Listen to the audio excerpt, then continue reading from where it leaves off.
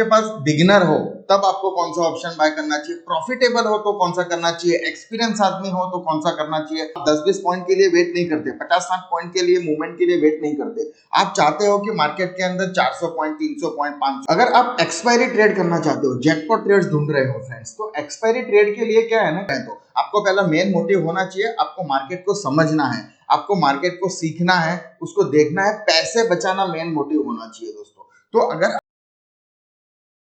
Friends आज हम इस वीडियो में बात करेंगे कि आपको, अगर आप ऑप्शन बायर्स हो ना, तो आपको किस टाइप के ऑप्शंस बाय करने चाहिए। जैसे कि भी सपोज आपको एटीएम बाय करना चाहिए, इन द मनी कब करना चाहिए, आउट ऑफ द मनी कब करना चाहिए, सारे कर सकते हैं, लेकिन हर ऑप्शंस के लिए आपको अलग अलग स्टाइल है, अलग अलग क्या कहते हैं ना कि एक स्ट्रेटेजी है उसमें। तो फ्रेंड कैसा है ना, उसमें देखो कि मैं आपको इस वीडियो में अभी बताऊंगा कि अगर आपके पास कोई अच्छा सेटअप है तो आपको कैसा कौन सा ऑप्शन बाय करना चाहिए। आप अगर स्कैल्पिंग कर रहे हो तब आपको कौन सा एटीएम कौन सा ऑप्शन बाय करना चाहिए। अगर आपके पास बिगिनर हो तब आपको कौन सा ऑप्शन बाय करना चाहिए, प्रॉफिटेबल हो तो कौन सा करना चाहिए, एक्सपीरियंस आदमी हो तो कौन सा करना चाहिए, अनएक्सपीरियंस हो, एकदम बिगिनर हो तो कौन सा करना चाहिए दोस्तों। तो ये सारा चीज हम आज बिल्कुल डिटेल में करेंगे, आप एकदम ध्यान से सुनने का है दोस्तों। हो सकता है आपको इसमें से कुछ ना कुछ पॉइंट जरूर कुछ नया सीखने मिल जाएगा फ्रेंड्स। देखो फ्रेंड्स, सबसे पहले हम बात करते हैं कि अगर आप एक स्कैल्पिंग ट्रेडर हो, स्कैल्पिंग हम किस लिए करते हैं कि हमको बहुत ही शॉर्ट टाइम में, बहुत ही कम समय में हमको बहुत अच्छा मूवमेंट चाहिए होता है, अच्छा मोमेंटम चाहिए होता है। ऐसी अगर आपके पास कोई स्ट्रेटेजी है कि जिसमें आपको स्कैल्पिंग करके ना बहुत अच्छा सा शॉर्ट टाइम में आपको बहुत अच्छा मोमेंटम मिल जाए, कुछ कुछ पॉइंट्स में 15-20 पॉइंट्स के लिए आप अगर ट्रेड कर रहे होंगे, तो ऐसे समय में अगर आपको ऑप्शंस बाय करना है, तो फिर ऑप्शन बाइंग करके आपको स्कैल्पिंग से पैसे कमाना है, तो फिर आपको ATM option strike price choose करनी पड़ेगी। क्या होता है ना फ्रेंड, देखिए एटीएम चूज करो या तो फिर 300 से 400 रुपए का तक का प्रीमियम आपको फ्राइडे को एटलीस्ट मिल जाएगा। इस टाइप की प्रीमियम अगर आप चेक लेंगे तो क्या होता है फ्रेंड, थोड़ा सा भी मूवमेंट आता है ना उस समय पे, कम समय के लिए, तो फिर वो आपको इमीडिएटली आपको 20-30-40 पॉइंट का टारगेट देके जाता है, इतना मूवमेंट हो जाता है। इन केस अगर आपके पास स्कैल्पिंग सेटअप है और आपने ओटीएम अगर परचेस कर लिया, तो क्या प्रॉब्लम हो सकती है कि ओटीएम अगर आपने परचेस किया तो आपके पास सिर्फ 5 या 10 पॉइंट का मूवमेंट आएगा, तो हो सकता है कि आपको इतना मूवमेंट, अच्छा सा फास्ट मूवमेंट नहीं मिले। हम लोग स्कैल्पिंग तो इसीलिए कर रहे हैं कि भाई आपको फास्ट मूवमेंट मिले, तो ऐसे समय पे आपको एटीएम यूज करना चाहिए दोस्तों। आप अगर ट्रेंड फॉलोइंग कर रहे हो, स्कैल्पिंग के लिए तो हमने देख लिया, अभी हम अगर बात करते हैं कि आपको अगर ट्रेंडिंग फॉलो करना है, कि आप अगर ट्रेंड के लिए वेट करते हो, चाहे वो अप ट्रेंड हो चाहे वो डाउन ट्रेंड हो, तो ऐसे समय पे आपको क्या ना, आप किस लिए वेट करते हो, आप 10-20 पॉइंट के लिए वेट नहीं करते, 50-60 पॉइंट के लिए मूवमेंट के लिए वेट नहीं करते। आप चाहते हो कि मार्केट के अंदर 400 पॉइंट, 300 पॉइंट, 500 पॉइंट, 700 पॉइंट का मूवमेंट आए। आप अगर ऐसे ट्रेड सेटअप ढूंढ रहे हो, तो फिर आपको उस समय 200 से 300 रुपए या 100 से 300 रुपए तक का प्रीमियम का आपको चूज करना चाहिए स्ट्राइक प्राइस। उससे क्या होता है ना फ्रेंड, देखिए आप अगर एटीएम कर लोगे ना, प्रॉब्लम क्या है ना, आप जो अगर 100 से 200 100 से 300 रुपीस का अगर प्रीमियम चूज करते हो और आपका फेवर में अगर मार्केट चले गया, आपने चाहा उस डायरेक्शन में अगर मार्केट चले गया, अगर आपको 400-500 पॉइंट की मूवमेंट आ गई, तो उस प्राइस वो हो जाएगा आपका एट द मनी कॉल, क्योंकि आपने स्लाइटली ओटीएम लिया होता है। 100 से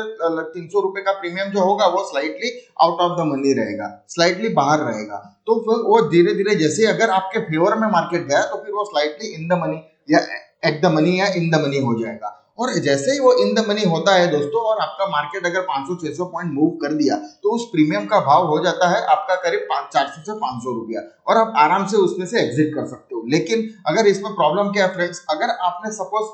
ट्रेंड फॉलोइंग हो और आपने एट द मनी अगर ले लिया, सपोज आपने एट द मनी का कॉल ले लिया, तो क्या होता है ना, क्या प्रॉब्लम क्या आ सकती है वो सोचिए। प्रॉब्लम, आपका मार्केट आपके डायरेक्शन में अगर मूव कर चुका है, तो आपका 500-600 पॉइंट मूव कर चुका है, तो आपका एट द मनी का जो प्रीमियम होता है वो 300 से 400 रुपया होता है, तो वो कितना हो जाएगा, 1000-1100 रुपए के आसपास हो जाएगा। तो आप उस मूवमेंट के लिए वेट कर रहे हो ना फ्रेंड्स, तो 1000-1100 का जब मूवमेंट आ जाता है, तो उस समय क्या है ना, उसमें लिक्विडिटी नहीं मिलेगी आपको, बाइंग सेल के प्राइस के अंदर इतना डिफरेंस हो जाएगा कि आप उसको बेचना भी चाहोगे ना, तो भी आपको 10-20 रुपया, 40 रुपया, 50 रुपये आगे पीछे वो बेचा जा सकता है फ्रेंड्स। तो ऐसी प्रॉब्लम्स आती है, और उस समय आपके साइकोलॉजी और माइंडसेट इफेक्ट करता है दोस्तों। तो बेटर है कि आप अगर ट्रेंड फॉलोइंग है, तो फिर आपको करीब slightly out of the money, यानी कि करीब 100 से लेके ना 300, 150, 250 रुपए तक की प्रीमियम वाले स्ट्राइक प्राइस ढूंढनी चाहिए। तो वो आपको एग्जैक्टली आपको मतलब ज्यादा बढ़ेगा तो उसमें 200-300 रुपए का मुनाफा आ जाएगा और आप इजीली उससे एग्जिट हो सकते हो फ्रेंड।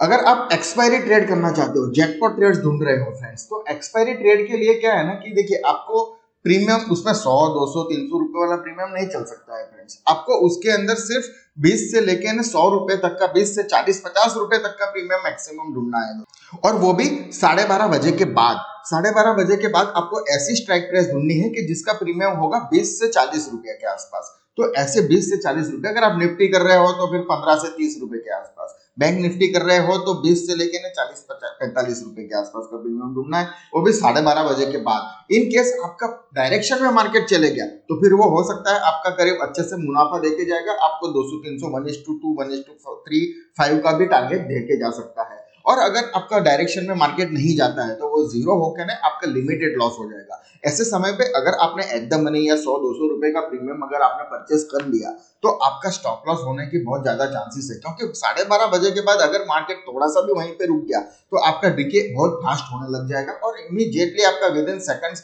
विद इन मिनट्स आपका वो प्रीमियम करीब 40-50 रुपए के आसपास आ सकता है दोस्तों। लेकिन अगर ये एक्सपायरी डे है और आपने 20-30 रुपए का प्रीमियम भी लिया है ना, तो भी वो 40 जीरो होने में टाइम लेगा। वो एटलीस्ट 3 से 4 रुपए में आपको 2:30-3 बजे तक आपको दिखेगा उसमें प्रीमियम। तो आपको जीरो तो नहीं होगा आपका पैसा कभी भी। तो आप इतना रिस्क लेके ना, आप वैसा रिस्क लेके एक्सपायरी डे के दिन ट्रेड कर सकते हो। जो आपको अगर सोच रहे हैं जो आप जितना पैसा आप सोच रहे हो कि इतना मैं मार्केट में दे सकता हूं तो भी मुझे कोई इश्यू नहीं है, तो वो प्राइस है फ्रेंड्स 15-20 से लेके 40 रुपए तक की प्रीमियम की, वो भी 12:30 बजे के बाद। आपके तरफ अगर मूवमेंट गया तो फिर बल्ले बल्ले हो जाने वाली है। अब दोस्तों देखिए, हमने बात किया कि आपके पास स्कैल्पिंग अगर सेटअप है तो कैसे ट्रेड करना चाहिए, एक्सपायरी डे के दिन कैसे करना चाहिए, ट्रेंड फॉलोइंग अगर आप कर रहे हो तो आपको कौन सा प्रीमियम करना चाहिए। दूसरी चीज है फ्रेंड्स, अगर आपके पास ऐसा कोई सेटअप है कि जिसमें आप मल्टीपल लॉसेस ले सकते हो, जैसे कि सपोज एक 5 EMA का एग्जांपल ले लेते हैं, उसमें लॉसेस मल्टीपल होंगे लेकिन कभी कभी अगर देगा तो प्रॉफिट बहुत अच्छे से देके जाएगा, आपका सारा लॉस एक ही साथ में कवर कर लेगा।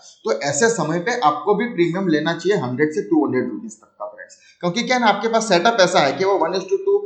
बार बार आपको लॉस देके जाएगा बार बार, क्योंकि राइजिंग मार्केट रहेगा, अपना बैकटेस्ट भी किया हुआ है, वो प्रॉफिट बहुत अच्छा देगा लेकिन वो बार बार लॉस लेके जाएगा। तो फिर आपको ऐसे समय पे 100-200 करना है, क्योंकि एक्सेप्ट थर्सडे वो जीरो तो होने वाला है नहीं, वो एकदम ऐसा भी नहीं है कि वो एकदम से खत्म हो जाएगा। तो आपको 100-200 के लिए करना है, 100-200 थर्सडे के सिवा वो जीरो नहीं होने वाला है, तो फिर आपको उसको 100-200 रुपए का प्रीमियम लेना है ताकि आपका बार बार जीरो भी हो, स्टॉप लॉस भी हिट हो, तो भी बहुत कम एटलीस्ट बस 80 रुपए के आसपास आपका स्टॉप लॉस हिट हो सकता है, क्योंकि वो 20 रुपए स्टॉप लॉस देने में भी उसको बहुत मेहनत करनी पड़ेगी दोस्तों। और अगर आपका डायरेक्शन में मार्केट चलेगा, आपके पास ऐसा सेटअप है 5 EMA वाला सपोज सेटअप है और भी बहुत स्ट्रेटेजीज है, तो ऐसे अगर सेटअप के अंदर आप बहुत अच्छे से 1:3, 1:5 का भी रिस्क रिवॉर्ड लेके जा सकते हो फ्रेंड्स। तो अपन ने ये चारों चीज की बात कर ली दोस्तों। अभी हम बात करेंगे एक्सपीरियंस बेस पे। अगर आप बिगिनर हो तो कौन से ऑप्शन ट्रैक प्रेस लेनी चाहिए, अगर आप प्रॉफिटेबल हो तब कौन सा करना चाहिए, या अगर आप एकदम से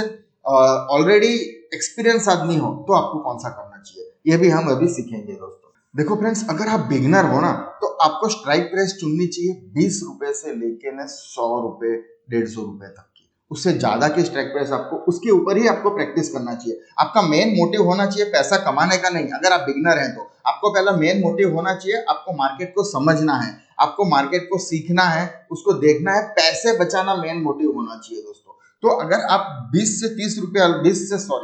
से 100 रुपए तक का अगर आप प्रीमियम पे आप कर रहे हो, वो थोड़ा सा आउट ऑफ द मनी ही मिलेगा आपको। तो और अगर आपके मार्केट में डायरेक्शन जाएगा, आपके अगर मार्केट वहीं भी रुक गया तो भी वो एक्सेप्ट थर्सडे तो जीरो होने वाला है नहीं। थर्सडे को वो जीरो हो सकता है लेकिन एक्सेप्ट थर्सडे वो जीरो नहीं होने वाला है, भले उसके अंदर 20 रुपया भी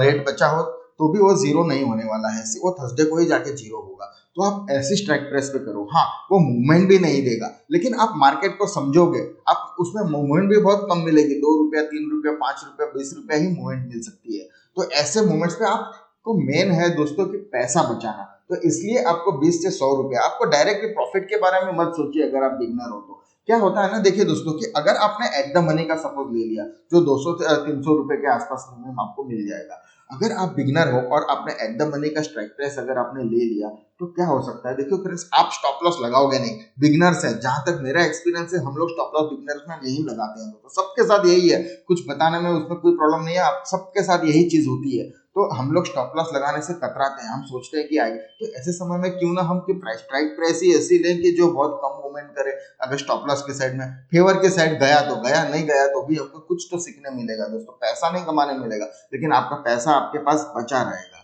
अगर आपने सपोज एट द मनी ले लिया तो क्या होगा फ्रेंड्स, वो इतना मूवमेंट करेगा, इतना फ्लक्चुएट होगा, वॉलेटिलिटी हो जाएगी कि आपका स्टॉप लॉस आप लगाओगे नहीं, और स्टॉप लॉस पे आप स्टॉप अगर रेड हो गया है तो आप उसको वेट करके बैठे रहोगे, और ये चीज आपके माइंडसेट को इफेक्ट करेगी फ्रेंड्स। तो आपको आपकी साइकोलॉजी नेक्स्ट ट्रेड के लिए आपकी साइकोलॉजी बिगड़ जाएगी। तो ऐसे समय में आपको हमेशा, अगर आप बिगनर है तो आप कोशिश करने की कि आपको 20 से लेके 100 रुपए तक का प्रीमियम लेने का है। उसमें अगर आपके डायरेक्शंस, आपके प्लानिंग, आपके ट्रेंड, आप वहां सब वो सब सीखते जाओ, आपका सेटअप, वो सारा चीज आप वहां पे सीखो, पहले वहां देखो क्या हो रहा है, ताकि आपका कुछ पैसा बचा रहे। चाहे आपके पास कोई सेटअप हो तो भी आप, मैं तो कह रहा हूँ कि 20 से 100 रुपए, अगर आप बिगनर हो तो उसी सेटअप पे आप 20 से 100 रुपए तक का थोड़ा आउट ऑफ द मनी वाला